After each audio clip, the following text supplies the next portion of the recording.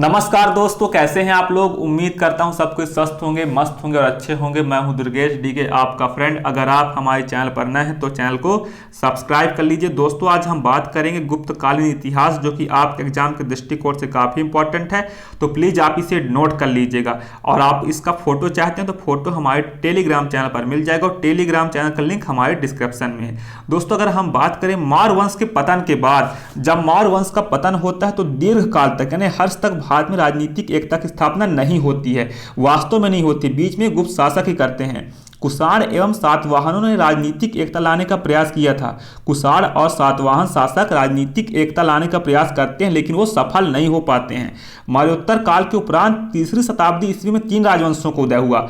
मौर्योत्तर काल के बाद भारत में 3 राजवंशों का उदय हुआ, जिसमें मध्य भारत में नागशक्ति, दक्षिण में वाकाटक और पूर्व में गुप्त वंश प्रमुख थे।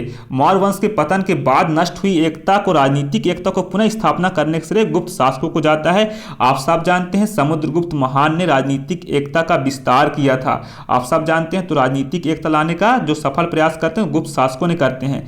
गुप्त साम्राज्य की नींव तीसरी शताब्दी के चौथे दशक में और उत्थान चौथी शताब्दी की शुरुआत में हुआ था। गुप्त वंश का प्रारंभिक राज आधुनिक उत्तर प्रदेश और बिहार में था।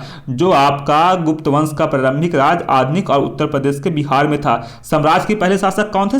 चंद्रगुप्त प्रथम थे। अगर हम बात करें, उनका विवाह लिच्छवियों के साथ होता है और वो एकजुट कर देते हैं सबको। उनके पुत्र प्रसिद्ध समुद्रगुप्त ने विजय के माध्यम से साम्राज्य का विस्तार किया और उनके अभियानों में उत्तरी और पूर्वी भारत में गुप्त शक्ति का विस्तार और मध्य भारत और गंगा घाटी के कुलीन राजाओं और उन क्षेत्रों को वस्तुतः समाप्त कर दिए थे। अगर हम बात करें जो समुद्रगुप्त थे, तो आपके मध्य भारत और गंगा घाटी के कुलीन प्रसिद्ध राजाओं को समाप्त कर देते हैं और प्रत्यक्ष प्रशासनिक नियंत्रण में आ जाते हैं और भारत राजनीतिक एकता को फिर से कायम करते हैं, जैसे चंद्रगुप्त मौर्य ने किया था। उसके बाद समुद्रगुप्त महान को माना जाता है। चंद्रगुप्त मौर्य के बाद जो कि महान सम्राट थे तो समुद्रगुप्त ही थे। साम्राज्य के तीसरे शासक चंद्रगुप्त द्वितीय थे। विक्रमादित्य, सौर का सूर्य भी कहा जाता है। उज्जैन तक उनका साम्राज्य फैला हुआ था, लेकिन उसका शासनकाल सैन्य विजय की तुलना में सांस्कृतिक और बौद्धिक उपलब्धियों के लिए अधिक जुड़ा था। जो चंद्रगुप्त द्वितीय थे, विक्रमादित्य थे, उनका बौद्धिक और सांस्कृतिक इतिहास ज़्यादा था। उनके उत्तराधिकारी कुमारगुप्त, स्कंदगुप्त और आपके अगर हम बात करें स्कंदगुप्त, उनके महान शासक थे।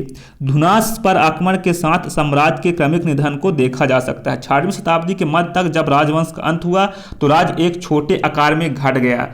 जब गुप्त वंश का नष्ट हुआ, जब पतन हुआ, तो भारत छोटे छोटे टुकड़े में फिर से बढ़ गए। फिर आप सब जानते जैसे कश्मीर हो गए, पाल वंश, ये सारी चीज़ें, बंगाल में सारी चीज़ें स्थिर रूप से नहीं रही। आप सब जानते हो गुप्त वंश की उत्पत्ति कैसे हुई। चलिए अब हम बात कर लेते हैं। गुप्त साम्राज्य उदय तीसरी शताब्दी के अंत में प्रयाग के निकट कौशाम्बी में हुआ था। जिस प्राचीनतम गुप्त राजा के बारे में पता चला है वो श्रीगुप्त हैं। हालांकि प्रभावती गुप्त के पुनः ताम्रपत्र अभिलेख में इसे आदिराज कहकर संबोधित किया गया। जो श्रीगुप्त को प्रभावती गुप्त के ताम्रपत्र अभिलेख में इसे आदिराज कहकर संबोधित किया गया है। आप लोग इसे नोट कर लीजिएगा, एग्जाम में पूछा जा सकता है।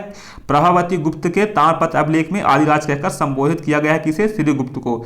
श्रीगुप्त ने राज्य में चीनी यात्रियों के लिए एक मंदिर बनवाया था और जिसका उल्लेख चीनी यात्री इरसिंह ने किया था। अगर हम बात करें 500 वर्षों बाद, आपका 671 से लेकर सन 695 के बीच में किया गया था। आपका 695 के बीच में किया। पुराणों में यह कहा गया है कि आरंभिक गुप्त राजाओं का साम्राज्य गंगा, द्रोणी, प्रयाग, साकेत यानी अयोध्या तक मगध में फैला था। श्रीगुप्त के समय में महाराजा की उपाधि सामंतों को प्रदान की जाती थी। श्रीगुप्त के समय महाराजा की उपाधि सामंतों को प्रदान की जाती थी, अतः गुप्त किसी के अधीन शासक थे। प्रसिद्ध इतिहासकार के.पी. जायसवाल यानी काशी प्रसाद जायसवाल ने के अनुसार श्रीगुप्त भारतीयों के अधीन छोटे राज्य के शासक थे। प्रसिद्ध इतिहासकार के.पी. जायसवाल ने भारतीयों के अधीन एक छोटे राज्य के शासक बताए हैं। चीनी यात्री इरसिंह के अनुसार मगध के मृग सिखावन में एक मंदिर का निर्माण करवाया गया था और इस मंदिर में 24 गांव दान दिए गए थे। आप सब जानते हैं। अब हम बात कर लेते हैं घटोत्कच की। श्रीगुप्त के बाद उसका पुत्र घटोत्कच गद्दी पर बैठा।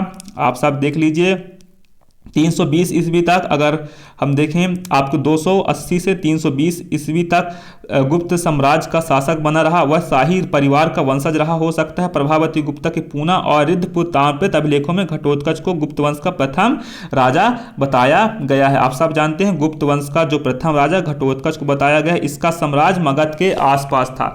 जो आपके घटोत्कच थे उनका साम्राज्य मगध के आसपास था, यानी सीमित था, ज़्यादा बड़ा नहीं था। लेकिन फिर उसके बाद अगर हम बात करें चंद्रगुप्त प्रथम गुप्त वंश के पहले सफलतम शासक थे, आप सब जानते हैं। सन 320 में चंद्रगुप्त अपने पिता घटोत्कच के बाद राजा बने। चंद्रगुप्त गुप्त वंशावली में पहले स्वतंत्र शासक थे, वो पहले फ्रीडम शासक थे, पहले स्वतंत्र शासक थे। इसने महाराजाधिराज की उपाधि धारण की थी। जो चंद्रगुप्त प्रथम थे, महाराजाधिराज की उपाधि धारण की थी। चंद्रगुप्त ने लिच्छवी संघ को अपने साम्राज्य में सम्मिलित कर लिया और इसका शासनकाल 320 से आपका, अगर हम बात करें 350 ईस्वी के मध्य था, इसमें गलत टाइप हो गया है। चंद्रगुप्त ने गुप्त संवत की स्थापना 319 से 320 में की थी। गुप्त संवत काल शक संवत के मध्य 241 वर्षों का अंतर था। पुराणों और हरिसेन लिखित प्रयाग प्रशस्ति से चंद्रगुप्त प्रथम के राज्य के विस्तार के विषय में जानकारी मिलती है। चंद्रगुप्त ने लिच्छवियों के सहयोग और समर्थन पाने के लिए उनके राजकुमारी कुमार देवी के साथ विवाह किया। स्मिथ के अनुसार इस वैवाहिक संबंध के परिणाम स्वरूप चंद्रगुप्त ने लिच्छवियों का राज प्राप्त कर लिया और मगध उसके सीमावर्ती क्षेत्र में आ गया। कुमार देवी के साथ विवाह संबंध करके चंद्रगुप्त ने वैशाली राज प्राप्त किया था। कुमार देवी के साथ विवाह संबंध स्थापित करके चंद्रगुप्त ने वैशाली राज प्राप्त किया था। चंद्रगुप्त ने जो सिक्के चलाए उसमें चंद्रगुप्त और कुमार देवी के चित्र अंकित होते हैं। जब हम सिक्कों के इतिहास बताएंगे तो आप लोगों को जरूर उस सिक्का जरूर दिखाएंगे। लिच्छवियों के दूसरे राज नेपाल के राज को उसके पुत्र समुद्रगुप्त ने मिलाया था। आप सब जानते हैं। हेमचंद्र राय चौधरी के अनुसार अपने महान पूर्ववर्ती शासक बिंबिसार की भांति चंद्रगुप्त प्रथम ने लिच्छवी राजकुमारी कुमार देवी के साथ विवाह कर द्वितीय मगध साम्राज्य की स्थापना की थी। बिल्कुल सही कहा जा सकता है। द्वितीय मगध साम्राज्य की स्थापना कौन करता है? तो चंद्रगुप्त प्रथम करता है। उसने विवाह की स्मृति में राजा रानी प्रकार के सिक्कों का चलन करवाया था। जो चंद्रगुप्त प्रथम थे तो राजा रानी प्रकार के सिक्के चलाए थे। राजा रानी प्रकार के सिक्के कौन चलाते हैं? चंद्रगुप्त प्रथम चलाते हैं। एग्जाम में पूछा जा सकता है। जब हम सिक्कों का इतिहास बताएंगे तो पूरे सिक्कों का विस्तृत वर्णन करके बताएंगे। तो आप लोग चैनल को प्लीज सब्सक्राइब कर लीजिएगा और आप लोग बीच में कमेंट में अपनी राय जरूर दिया करिए। अगर हम बात करें राजनीतिक एकता से सुदृढ़ तथा आर्थिक दृष्टि से समृद्ध बन गया जो गुप्त साम्राज्य था। राय चौधरी के अनुसार चंद्रगुप्त प्रथम ने कौसंबी और कौशल के महाराजाओं को जीतकर अपने राज्य में मिलाया और साम्राज्य की राजधानी पाटलिपुत्र स्थापित कर ली। आप सब जानते हैं चंद्रगुप्त प्रथम ने आपका द्वितीय बिंबिसार भी कहा जा सकता है मगध का। तो आप लोग इसे देख लिए होंगे दोस्तों, चंद्रगुप्त प्रथम। मैं उम्मीद करता हूँ वीडियो आपको पसंद आई होगी, ना भी आई होगी लेकिन एक फ्रेंड के नाते कर लीजिएगा। पहली बार हम वीडियो बना रहे हैं। धन्यवाद दोस्तों। Take care. जय हिंद, जय भारत।